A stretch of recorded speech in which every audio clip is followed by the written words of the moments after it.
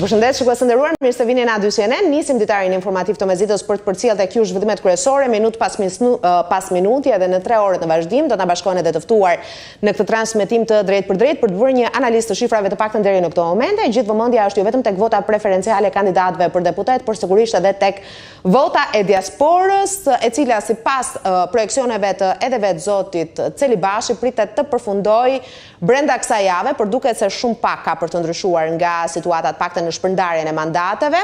Ndërkohë, çfarë ndodh me kampin opozitar? Sali Berisha nuk e pranon humbjen dhe duket se nuk do të mbajë përgjegjësi për rezultatin. Në një konferencë për mediat një ditë më parë ai tha se zgjedhjet u vodhën nga socialistët, ndërsa njoftoi protestë këtë të premte të 16 majit, ditë kur liderët evropian do të jenë në Tiranë.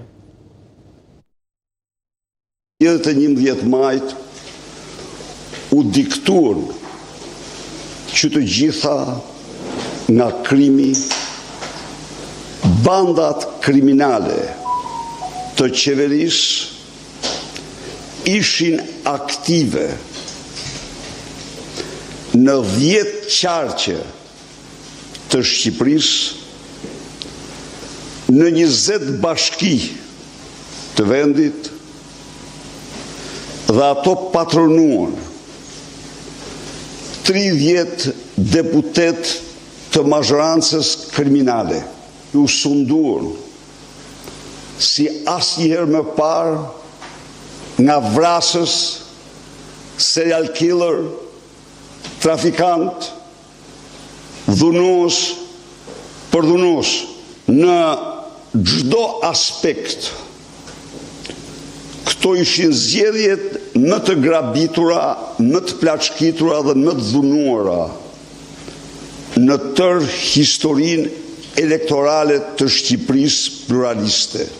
Ju besoj se po i ndiqni numërimit e votave të diasporës, se si ato janë të gjitha me shenjat më të sigurta të falsitetit dhe manipulimit. Libri i zi këtyre zgjedhjeve shkruhet me datën 16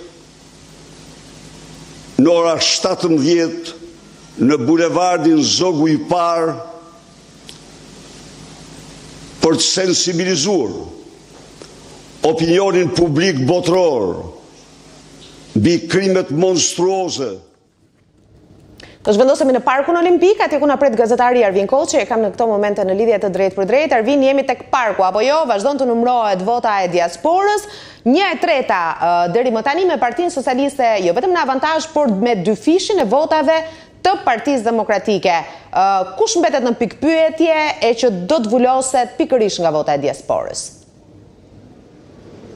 Vota e diasporës duke se do të përcaktoj se sa do jetë niveli i fitores së Partisë Socialiste, nëse do qëndrojë në nivelin e 83 mandateve apo do të zbresë një më poshtë në nivelin e 82 mandateve.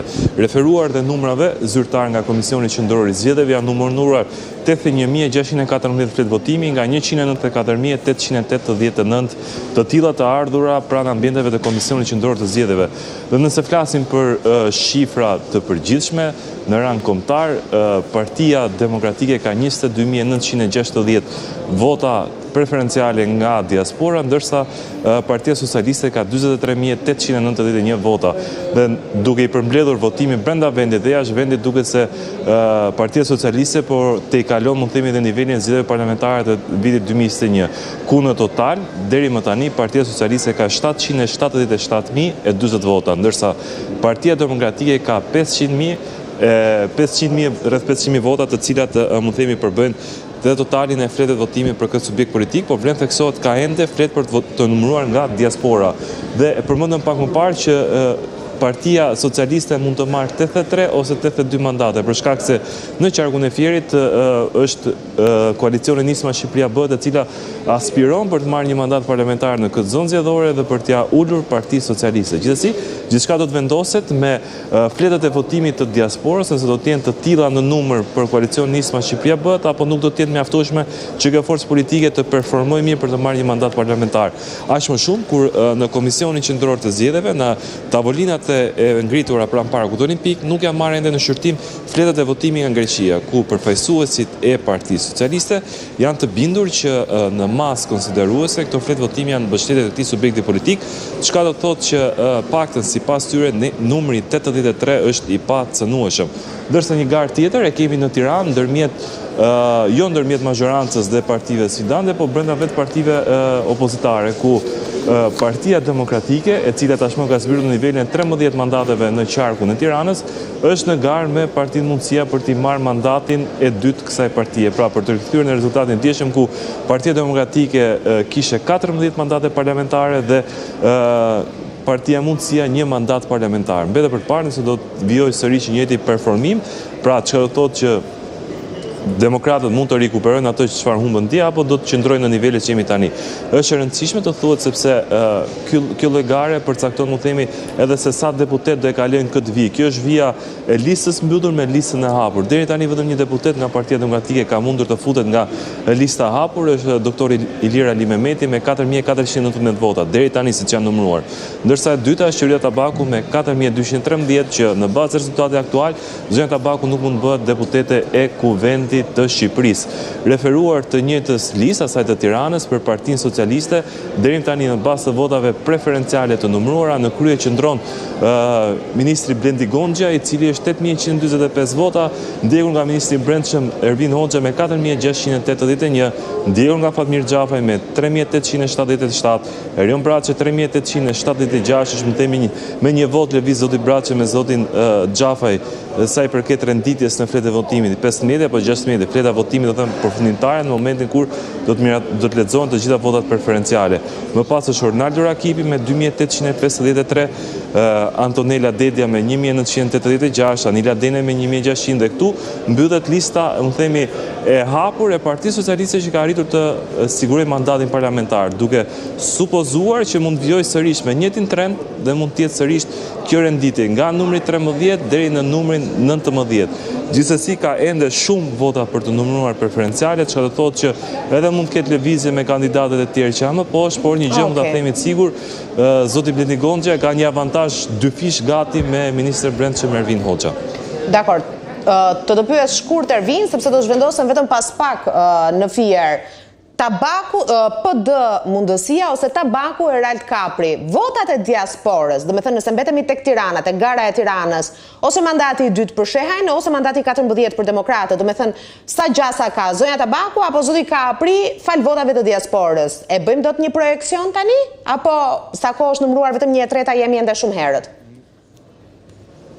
Në bazë të votave për qarkun e Tiranës të Partisë Demokratike nga diaspora, duket se PD-ja po performon goxha më mirë se Partia Mundësia, por po flitet për mandatin e 14, jo mandatin e parë, që do thotë që votat e PD-s do të jenë diku ke 14 për një votë e Partisë Mundësia, duhen 14 votat e Partisë Demokratike.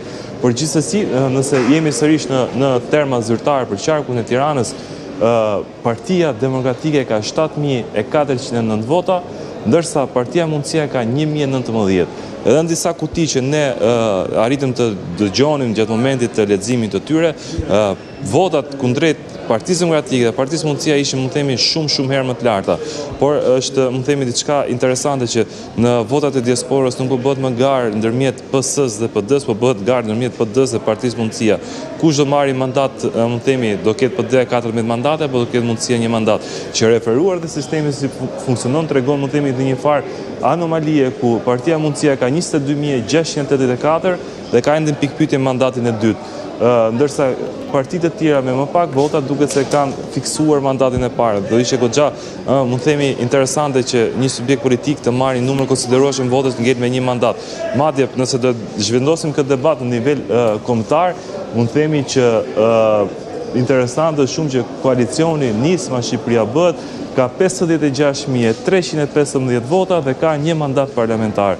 Që ka tregon, mund themi, një farë anomalie të sistemit, ku Partia Socialdemokrate ka 48.402 vota dhe ka 3 mandate parlamentare. Pra, është ndjeshëm shumë më poshtë se koalicioni Nisma Shqipëria bëhet dhe prap ka 2 mandate më shumë se sa ajo.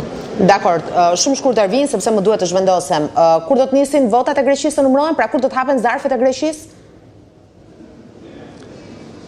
Vendimi i kas që u mor dje tashmë është zyrtarisht i zbardhur dhe i ka ardhur, më themi, për njoftim edhe KZZ-ve të ngritura pranë Parkut Olimpik, po gjasat janë që do vjohet sërish me njëjtën qasje, ku fletët e Greqisë do lihen më njanë deri në një moment ku të ketë përfunduar numërimi i të gjithë shteteve tjera. Dhe më pas do duhet që të marrë një vendim komisioneri Celibashi për shkak se grupet e numërimit dhe KZZ-et e ngritura pranë Parkut Olimpik janë në paritet numrash. Pra janë 2 numërues, 1 PS, 1 PD, KZZ ka 4 anëtar për secilin qark, 2 PS, 2 PD dhe asnjëri nga këto me siguri nuk do arrit marrë vendim për shkak se kanë, mund themi, diferenca ndërmjet tyre. Dhe për fletë votimit të Greqisë duket të shkojë vendimarrja direkte ke komisioneri Iliran Celibashi, i cili, mund themi, mbas hierarkisë dhe ligjore është ai personi i cili merr dhe vendimin se si do bëhet, mund themi, leximi apo hapja e zarfeve të Greqisë, por paktën përfaqësuesit e PS-s janë të bindur që ato vota do të lexohen dhe nuk do të mund të kontestohen. E di pse do pyeta konkretisht për zarfet e Greqisë, sepse mban të hapur edhe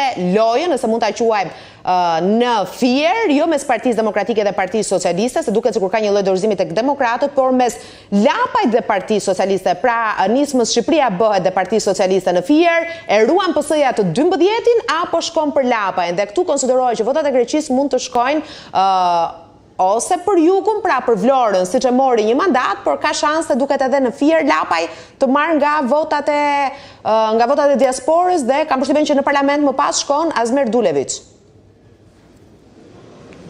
Duhen rreth 500 flet votimi për partinë e zotit Adriatik Lapaj që i të kapi qoftë virtualisht mandatin në qarkun e fierit, por do të thënë që janë shumë vota të panumëruara nga Greqia për qarkun e fierit, të cilat mund të përmbysin sërish, më themi, këtë projekcion virtuale të lëm, më themi, numrin e mandateve në nivelin siç aktualisht, 12 për Partinë Socialiste dhe 4 për Partinë Demokratike. Pra votat e Greqisë mund të jenë të tilla që mund ta cënojnë sërish edhe këtë projekcion virtual të mandatit të dytë të zotit Adriatik Lapaj. Dakor, faleminderit Ervin, nëse do të ketë komunikime, nëse do të kemi të tjera shifra që do të lëvizin nga ora në orë dhe me numër zarfesh të numëruara, do të rilidhemi përsëri. Falenderoj për raportimin dhe ne do të mbetemi